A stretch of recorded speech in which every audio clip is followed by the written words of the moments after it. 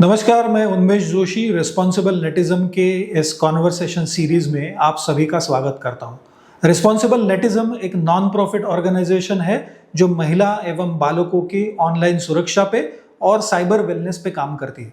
Responsible नेटिज्म देश भर में अलग अलग संस्थाओं के साथ में काम करती है और इंटरनेट पे साइबर क्राइम से पीड़ित जितने लोग हैं उनको सपोर्ट प्रोवाइड करती है। हम टेक्नोलॉजी में आने वाले नए बदलावों के ऊपर इस कॉन्वर्सेशन में चर्चा करने वाले हैं। आज हम चर्चा करने वाले हैं एआई यानी आर्टिफिशियल इंटेलिजेंस से हमारे लाइफ पे क्या क्या इम्पैक्ट होने वाले हैं, और ये सारे जो आर्टिफिशियल इंटेलिजेंस के प्लेटफॉर्म है यानी चैट जीपीटी है या डीप सीक है, ये कितने सेफ है, इनके बायसेस कैसे है, इनके बारे में आज जानकारी लेने वाले हैं। और इसी विषय पे हमारे साथ में चर्चा करने के लिए हमारे मित्र और रिस्पॉन्सिबल नेटिज्म के समर्थक रिजवान शेख हमारे साथ में है। रिजवान जी एथिकल हैकर है, बहुत बड़े जाने माने एथिकल हैकर है और उसी के साथ में एक प्रोफेशनल इंफॉर्मेशन सिक्योरिटी एक्सपर्ट भी है। रिजवान जी की खुद की कंपनी है जो अलग अलग संस्थाओं के साथ में, गवर्नमेंट के साथ में काम होता है उनका, और उसी के साथ में वो पुलिस को, लॉ इन्फोर्समेंट एजेंसीज को भी सपोर्ट करते हैं। रिजवान जी, मैं आपका इस चर्चा में, इस कॉन्वर्सेशन में आपका बहुत बहुत स्वागत करता हूँ। रिजवान जी, एआई की चर्चा बहुत सालों से हो रही है, लेकिन अभी ये टेक्नोलॉजी यानी चैट जीपीटी आने के बाद में मुझे लगता है कि एआई घर घर में भी पहुंचा है, इसका एक डेमोक्रेटाइजेशन हो गया है। तो क्या लगता है कि कितने सालों से ये चल रहा था और लोगों के पास यानी कॉमन मैन के पास ये सिस्टम या ये प्लेटफॉर्म आने के लिए कितनी देर लगी? See technology always keeps on evolving. कोई भी टेक्नोलॉजी हो वर्ल्ड में, एआई डेफिनेटली बहुत समय से है, बट इसका एडवांसमेंट या यूज़र फ्रेंडलीनेस अब जाके हुआ है। So I like to tell you Unmesh ji, basically जो टेक होता है वो समय के हिसाब से अपग्रेड होता है। आप देखोगे पहले इनिशियली जब इंटरनेट आया था, वेब का ज़माना था, इंडिया में न्यूली लॉन्च हुआ था इंटरनेट, तो it was very limited and restricted to certain use cases. The biggest and the best thing was known as Yahoo mail and कुछ मेल सर्विस प्रोवाइडर्स थे। देन वेब 2 का ज़माना आ गया, we got social media, we got WhatsApp as a messenger, we got multiple live communication messengers, और बहुत सारी सुविधा अपग्रेड हो गई। Now it's the time of web 3.0. Web 3.0 also known as the major feature is blockchain. And ये web 3.0 upgrade के साथ we have seen one more upgradation या big development, that is AI, artificial intelligence. So artificial intelligence is a collaboration of things जो upgraded tech है। Of course आपके human brain से ज़्यादा intelligent वो इसलिए है क्योंकि multiple human brains are involve into that, and it is always self evolving. AI का सबसे बेस्ट फीचर ये है कि it keeps on learning and evolving itself. So specially आपने जैसे कि चैट जीपीटी के बारे में कहा, chat GPT is very user friendly. आप देखो, आप कोई भी प्रॉम्प्ट एंटर करते हो अपनी लोकल देसी तरीके से, एंड चैट जीपीटी उसको रिप्लाई में प्रॉपर कन्वर्ट करके देगा। फॉर एग्जाम्पल, अगर आप अभी चैट जीपीटी पे साइन अप करते हो, उसका फ्री वाला वर्जन भी अगर आप यूज़ करते हो, एंड आप अपना प्रॉम्प्ट एंटर कीजिए, you can enter anything like please prepare quotation and proposal for any scope of work और सर्विस, तो प्रपोजल बना के दे देगा।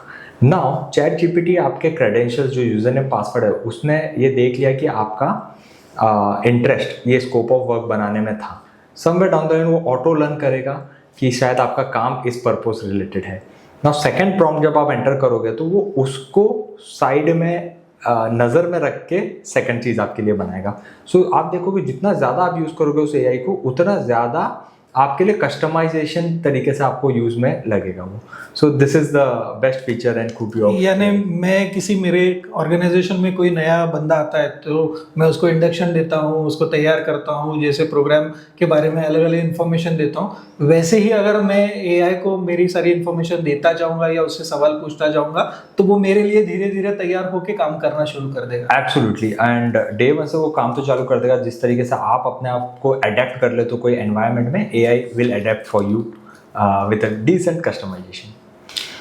डीप सीक पे बहुत ज़्यादा चर्चा शुरू है, लोग डीप सीक के बारे में थोड़ी सी घबराहट भी है कि क्या इस्तेमाल करना है नहीं करना है। इसका रीज़न ये है कि उसका इंटेंशन क्या है ये पता नहीं हो रहा है, यानी या चैट जीपीटी के साथ में कंपटीशन करना उसका इंटेंशन है, या और ज़्यादा लोगों के पास टेक्नोलॉजी और सस्ते में पहुंचाने की कोशिश करना है, क्या है इसका पीछे, या आपको क्या लग रहा है कि डीप सीक के पीछे क्या सोच रहेगी, या डीप सीक क्यों बनाया रहेगा? हाँ, सो जैसे कि कहा जाता है कि technology keeps on evolving.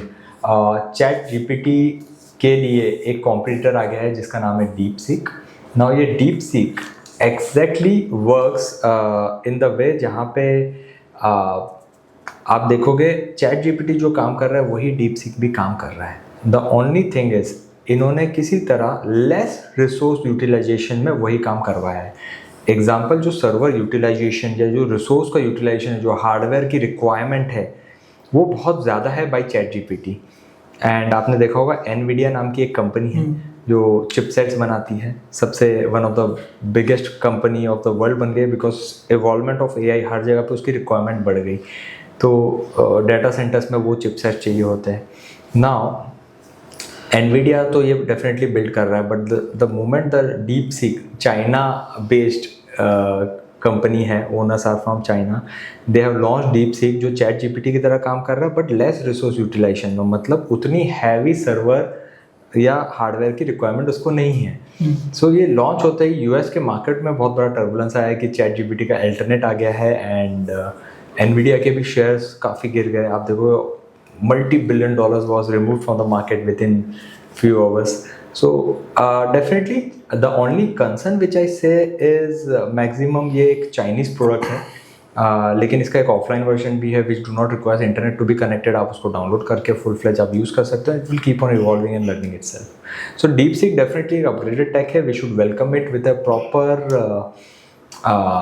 way। but इसमें मैं आपको एलिगेशंस के बारे में अभी कमेंट नहीं करूँगा, but at the moment till now there is no data leakage और these things which has came into picture. Usually क्या होता है कि चाइना से जो प्रोडक्ट्स आते हैं उसके बारे में एक धारणा होती है कि वो सुंदर होते हैं, सस्ते होते हैं, लेकिन टिकाऊ नहीं होते या सेफ नहीं होते। क्या लगता है ये सेफ रहेगा हमारे लिए ये प्लेटफॉर्म? यानी स्पेसिफिकली मैं भारतीयों की तरफ से आपको ये सवाल पूछ रहा हूँ कि एज ए इंडियन मेरे दिमाग में बहुत सारा कुछ चीज़ों के बारे में मैं सोचता हूँ कि ये चीज़ें मेरे लिए सही नहीं हो सकती क्योंकि मैं इंडियन हूँ। तो आपको क्या लगता है कि ये सही होगा या नहीं होगा? So as of now definitely safe है, but I am using the word as of now. So as I told you कि इसका ऑफलाइन वर्जन भी आप फुल फ्लेज इसके बंडल्स डाउनलोड करके आप उसको यूज़ कर सकते हो। So there is no harm as of now. लेकिन हाँ, previously we have seen even government of India has banned many of the applications जो चाइना बेस्ड थे एंड ये एप्लीकेशन कहीं ना कहीं आपका डाटा चुरा रहे थे। That is the reason they are remove from App Store and Play Store, जिसमें कुछ फेमस एप्लीकेशंस भी रह चुके हैं and they were originated from China. So उस वजह से एक फियर फैक्टर या एक डर का माहौल definitely, but as I said as of now there is nothing against DeepSeek कि ये डाटा चुरा रहा है, इसको नहीं यूज़ करना है। रिसेंटली अभी जो पेरिस में एआई समिट हुई, जो 2025 पेरिस एआई समिट थी, इसमें हमारे माननीय प्रधानमंत्री जी ने एक बहुत अच्छा एग्जाम्पल दिया जिसमें से एआई की जो बायसेस है इसके ऊपर बहुत चर्चा शुरू हो गई कि यानी एक इमेज मांगी गई जो लेफ्ट हैंड से लिखने वाले आदमी की थी और जहाँ जहाँ से वो इमेजेस आई वो सारे राइट हैंड की थी। तो कितने बायसेस एआई प्लेटफॉर्म्स है या क्या हम खुद ये इन बायसेस डेवलप करने में का भी हम काम कर रहे हैं? See AI definitely up to a mark bias हो सकता है बिकॉज एआई को सिखाने वाले भी हम ही लोग हैं। Now it completely depends how the people are training it. आप वो बायसनेस किसी भी फैक्टर में बात करो, लेफ्ट हैंड राइट हैंड वाला पार्ट हो, वो कलर, रेसिज्म, रिलीजन या कोई एक पर्टिकुलर चीज़ के बारे में, AI will definitely be bias because it's the people, we the people are making it bias. So but definitely उसका सेल्फ इवॉल्वमेंट भी होता है, अपग्रेडेशन भी होता है। कुछ चीज़ें अगर निकलवानी है and it is doing something incorrect, wrong, तो company can definitely control and manipulate the narrative to the correct purpose अगर एआई सेल्फ से कुछ कर रहा है। So AI is an artificial intelligence, उसको इंटेंशनली किसी ने कोई चीज़ बायस करने नहीं बोला है, but it's we the people who are training it and making it bias in its own way that can definitely B control. काफ़ी नया है, but at the same time AI का जितना सही इस्तेमाल होता है उतना गलत इस्तेमाल भी हो रहा है. सो AI वर्सेस AI की फाइट है.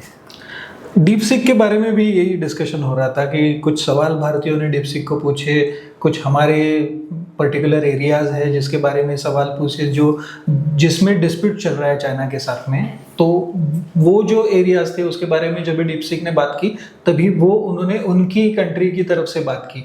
तो ये सबके मन में बिल्कुल है कि हमारी कुछ चीज़ें हैं जिसके ऊपर अगर मैं डीप सीक जैसे ऑर्गेनाइजेशन से बात करता हूँ तो या प्लेटफॉर्म से बात करता हूँ तो मुझे बायसेस दिखाई देंगे. क्योंकि मैं जैसे ही चैट जीपीटी पे वही सवाल पूछता हूँ तो उसका जवाब मुझे अलग आता है और डीप सीक पे मुझे अलग आता है. Right. So as I said, originating from a different geolocation, from a different company, उसको किसने ट्रेन किया है, कौन उसको अपग्रेड कर रहा है, मैक्सिमम नंबर ऑफ यूजर्स कहाँ के, उस पर बहुत सारी चीज़ें रिलाई करती है. So it's we the people simply. अब वो डिपेंड कर रहा है कि किस जगह के लोग हैं. So that's why it's the results are different. Some are bias, some are others way round. एक भारत एआई के ऊपर भी बात चल रही है. हम डिस्कशन शुरू है, प्रधानमंत्री जी ने समिट में भी कहा कि भारत अपना एक एआई बिल्ड कर रहा है. तो क्या लगता है कि कितना जल्दी वो प्लेटफॉर्म आ जाएगा? क्या ये दोनों प्लेटफॉर्म जो अवेलेबल है या अलग अलग प्लेटफॉर्म है, अभी व्हाट्सएप के ऊपर भी लोग एआई का इस्तेमाल कर रहे हैं, तो ये जो अलग अलग प्लेटफॉर्म्स है इससे क्या अलग हो सकता है? आपने भी बहुत सारे इसके बारे में काम किया होगा, पढ़ा होगा, तो आपको क्या लगता है कि ये प्लेटफॉर्म कितना जल्दी आएगा और कितना अलग रहेगा बाकी के प्लेटफॉर्म से? Now this is something depends upon कि AI is a very generic word. वो किस चीज़ के बारे में हम बात कर रहे हैं वो बहुत रिलाई करता है. डेफिनेटली कोई भी डेवलपमेंट होता है तो certain features are launched phase by phase and it keeps on upgrading. So आप देख सकते हो कोई प्राइवेट एप्लीकेशन भी हो, फॉर एग्जांपल पेटीएम और Google Pay app which are very famous in India. ये एप्लीकेशंस में पहले एक लिमिटेड फीचर था, उसके बाद उसमें एड ऑन्स आते गए, bill payments, ticket booking, etcetera etcetera. So the things keeps on evolving. So I am pretty sure launching wise India is very fast, very advance when it comes to technology. There is no competition to the level Indian technology mind works, brain of Indians works. But अच्छे से launch करना बहुत ज़रूरी है. सो I think phase 1 can be launched very quickly, which may have limited features, but it will keep on evolving. और कितना अच्छा बनता है वो तो definitely time will tell us. Responsible netism आपको भी पता है कि इंटरनेट पे जो ट्रस्ट है, सेफ्टी है, इसके ऊपर बार बार बातें करते हैं क्योंकि हमारे प्रोग्राम्स की, हमारी संस्था की ये प्रोग्राम्स की शुरुआत ही ट्रस्ट और सेफ्टी के बेसिस पे हुई थी. इंटरनेट पे जितनी घटनाएं होती है या जो न्यूज़ आती है वो कितनी ट्रस्टवर्दी है या इंटरनेट का इस्तेमाल हमारे लिए सबके लिए कितना सेफ है, इसके ऊपर हम बार बार चर्चा करते रहते हैं. तो क्या लगता है आपको कि ये जो ऐप्स है या ये जो प्लेटफॉर्म्स है, ये एज ए इंडिविजुअल मैं और मेरे फैमिली के बच्चे हैं उनको किस तरह से इस्तेमाल करने दे, और इस्तेमाल करने में देने से पहले एज अ पेरेंट मैं उनको इसका इंट्रोडक्शन किस तरह से करवा के दूँ, ये किस चीज़ के लिए है, किस तरह से उसका इस्तेमाल करना है, ये आपको लग रहा है? Right. So very good question. Specially when it comes to family, when it comes to the home, आपको एक चीज़ याद रखना बहुत ज़रूरी है कि youngsters are better in understanding and learning about technology then the elders. ये हमने टेक में देखा है. सो शायद से बहुत से टाइम आपने देखा होगा आपके घर पे छोटे बच्चे ज़्यादा एक्सपर्ट्स हैं देन द पेरेंट्स और देयर ग्रैंडफादर्स और grandmother's. So definitely technology is a thing जहाँ पे छोटे ज़्यादा एडवांस है. तो इसमें बहुत ज़्यादा दिक्कत आ जाती है क्योंकि सही और गलत का फैसला यंगस्टर्स या बच्चे सही से नहीं कर पाते जितना एडल्ट्स कर लेते हैं, एंड एडल्ट्स को उसके बारे में नॉलेज नहीं है. सो इसके बारे में जानना, इसके बारे में सीखना, इसके बारे में लर्न करना, ये हम सबका राइट्स है. Specially for the youngsters, keep learning the technology but etiquettes, right and wrong को डिफ्रेंशिएट अच्छे से करना आपको आना चाहिए. Second thing, when it comes to adults, you have to be again keep on learning. Basics तो जान लो, basic cyber hygiene methodology you should be aware of. किस चीज़ का कितना यूज़ एंड कितना मिसयूज़ हो सकता है वो आपको जानना ज़रूरी है. AI के मिसयूज़ के बारे में अगर मैं बात करूँ, so there have been lot of incidents happening, specially when it comes to the term deep fake. Deep fake audio, video and photographs का होता है. It's basically stealing someone's identity and changing it. Photo के deep fake में इस basically किसी का face किसी और के बॉडी पे लगाया जा सकता है, AI is use for that, it's a misuse. Audio spoofing में deepfake is being use, जहाँ पे किसी और की आवाज़ में कुछ और बुलवा सकते हो आप AI से, and there won't be normal human ear identification का पॉसिबिलिटी नहीं है, इतना एक्यूरेट होता है वो कि कौन बात कर रहा है। The same applies with deep fake videos, जहाँ पे आपने देखा होगा बहुत सारे एक्ट्रेस एंड मॉडल्स के अगेंस्ट भी ये यूज़ हुआ है, जहाँ पे images are being circulated, made viral, और उसको एडिट किया हुआ है इमेजेस वीडियोस को। So that is the deep fake of AI। सो AI का जैसे हम यूज केसेस और बेटरमेंट हम डिस्कस कर रहे हैं, उसके मिसयूज भी बहुत है। Now AI will be use to fight against the AI, तो AI डीप फेक डिटेक्टर्स और ये सारे टूल्स भी मार्केट में हैं which keeps on combating and fighting against these things. So use and misuse both go simultaneously, but when the tech is quite new and becoming famous, पहले cyber criminals इस पे hands on कर लेते। सो awareness is the biggest solution that I would recommend to everyone. बहुत अच्छा। रिजवान जी, आपने दो important चीज़ें पिछले हमारे कॉन्वर्सेशन में कही, वो है जिम्मेदारी से इस्तेमाल करना और इथिकली इस्तेमाल इसके करना। तो ये बहुत ज़रूरी है कि टेक्नोलॉजी जैसे बढ़ती जाएगी, बदलाव आते जाएंगे, अगर हम खुद जिम्मेदार रहे और हम इथिकली, यानी अच्छा क्या है बुरा क्या है इसके बारे में सोच के अगर उसका इस्तेमाल करेंगे, तो मुझे लगता है कि टेक्नोलॉजी के साथ में कोप अप करने के लिए हमें कोई परेशानी नहीं होगी। सो AI में कितने भी बदलाव आए, टेक्नोलॉजी में कितने भी बदलाव आए, हम हमारे जो मूल्य है, हमारे जो तत्व है, इसको पकड़ के अगर आगे बढ़ते जाएंगे तो मेरे ख्याल से हम टेक्नोलॉजी के साथ में बिल्कुल आसानी से कोप अप कर पाएंगे। रिजवान जी, बहुत बहुत शुक्रिया। आपने एक बहुत कठिन विषय था जो हमारे लिए और बहुत सारे लोगों के लिए थोड़ा सा कठिन लगता है, क्योंकि हम टेक्नोलॉजी बैकग्राउंड से नहीं है, इसने आपने बहुत सुलभ करके बहुत आसानी से हमें ये समझाया। बहुत बहुत शुक्रिया, बहुत बहुत thank you for being with us. Thank you.